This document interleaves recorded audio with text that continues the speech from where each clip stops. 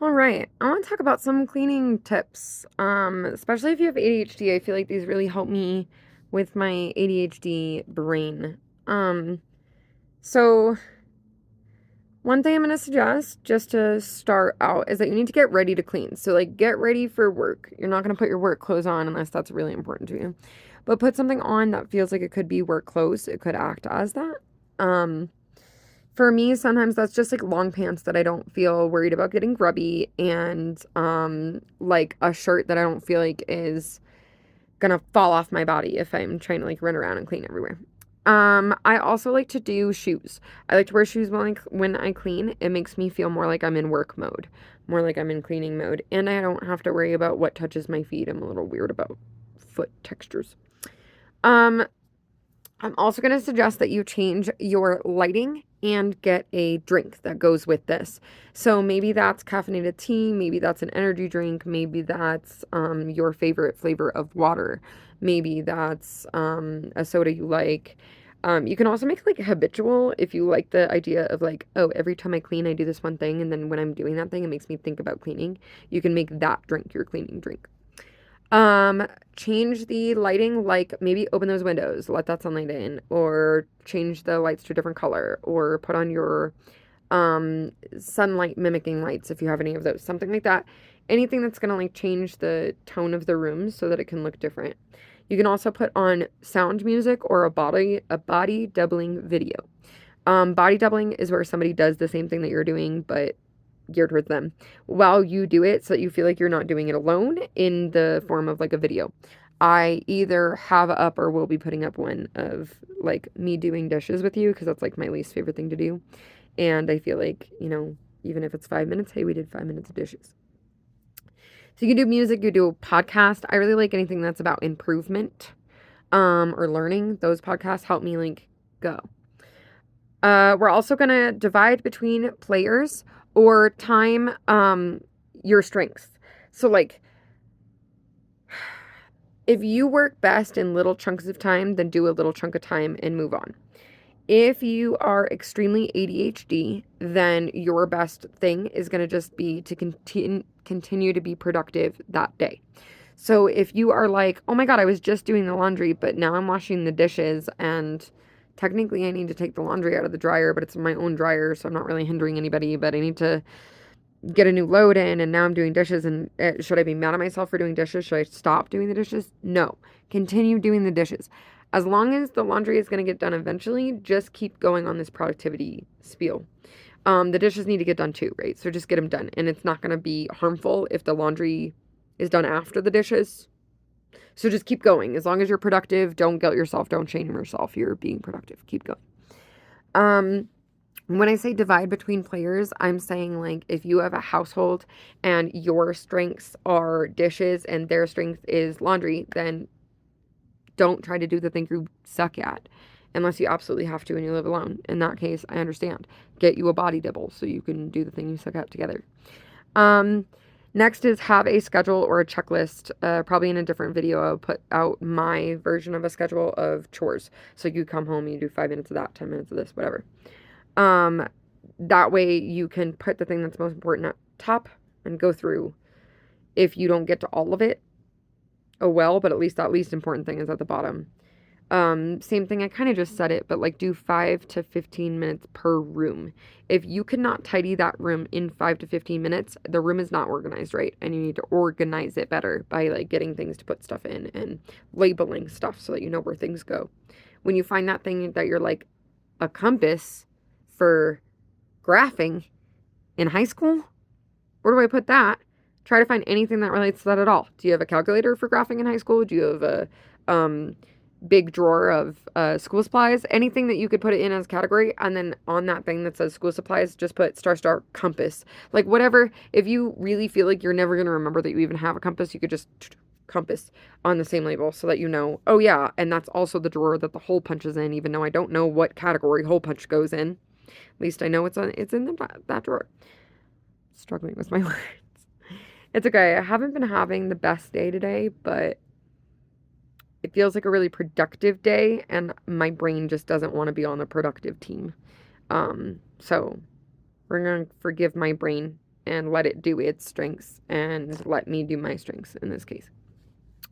Another tip is going to be see about hiring bi-weekly help, like a friend or a housekeeper for just 1 hour who deep cleans. So you could find somebody who you know who's willing to do this with you or willing for you to pay them the same amount that you make hourly for 1 hour. They come in your house, they deep clean for that whole hour, and that's 1 hour of deep cleaning you don't have to do in the 2 weeks. It hopefully will only cost you like $15 if this person is nice and reasonable and you are also nice and reasonable. But I find that really helpful to have somebody who like is actually kind of keeps you on top of your stuff. And then weirdly, people have a tendency to clean for their housekeeper, like before the housekeeper gets there. So it will help you feel like you need to tidy a little as you go too, because housekeeper's coming next week and you won't want them to see how bad you left it since the last time. Stuff like that. I know that that's not reasonable for everybody. Not everybody can even afford $10, $15 a week, bi-weekly to give to somebody else to help them. But if you can, this is a great idea. Mine's my neighbor.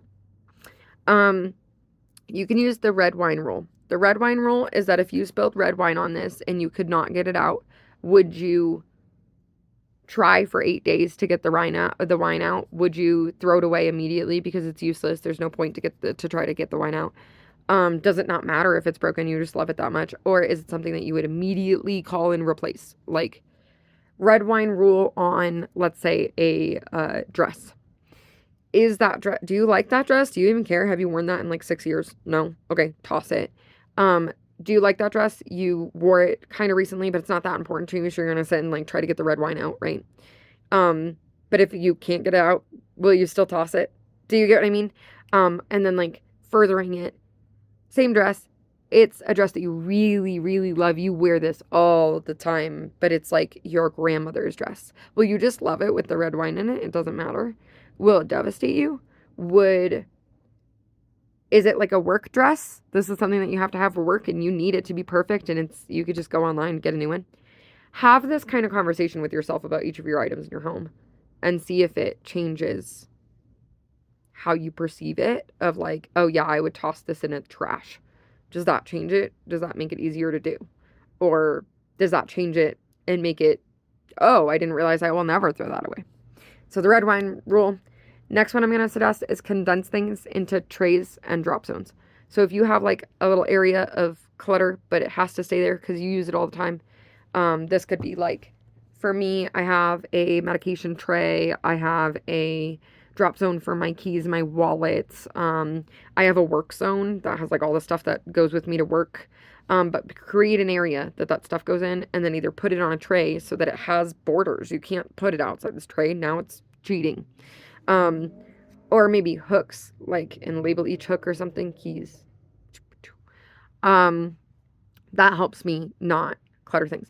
And then if you realize that you're dropping things before your drop zone, you need to move your drop zone. That's my best advice for you. So if you realize that like your drop zone is in the kitchen, but you always throw things on the couch, you need to move your drop zone to be before the couch so that you don't have an excuse to do that anymore. Another one I have on this same thing is, what would I use if I didn't have this? These are These are pieces of advice I got from a bunch of people's YouTube channels of just watching a billion people tell me that I do not have my shit together and that I could, and here's how. What would I use if I didn't have this? So basically, like, let's say, let's use an example from a TV series, movie, and book series. Lots of things there. Series of Unfortunate Events. It's not a spoiler alert. It's just a cute little tidbit. When they're trying to make pasta, they do not have a colander, a screen to drain it, a strainer, whatever you call it. And so she decided, out of stroke of genius, that she could pull a window screen and wash it thoroughly and then use the window screen to strain the pasta. I do not recommend using your window screens. Do not use your window screens on food, please. This was a fictional story. My point is, if you didn't have your strainer, what would you use to strain your pasta right now? Not your window screen, for sure, please.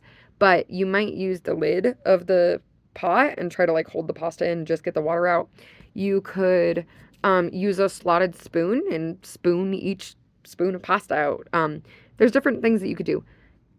If you didn't have your strainer, would it drive you mad? Or would it actually just be fine? In my case, it would drive me mad. I need a strainer. I'm not going to be doing that stuff. But in other cases, there's some situations in which, what would I use if I didn't have this? Essential oil is like my answer for so many things. Perfume and candles and dryer, laundry stuff. And you know what I mean? Like there's just situations like that. I'm just reading the note that I have at the bottom of this, and it just says podcast, TED Talks, or tidying YouTube channels work well. As for background stuff, I don't know if I have like a bunch more information to give you on this. I'm sure I'm missing some things, but I'll make a different style video for the stuff I'm missing.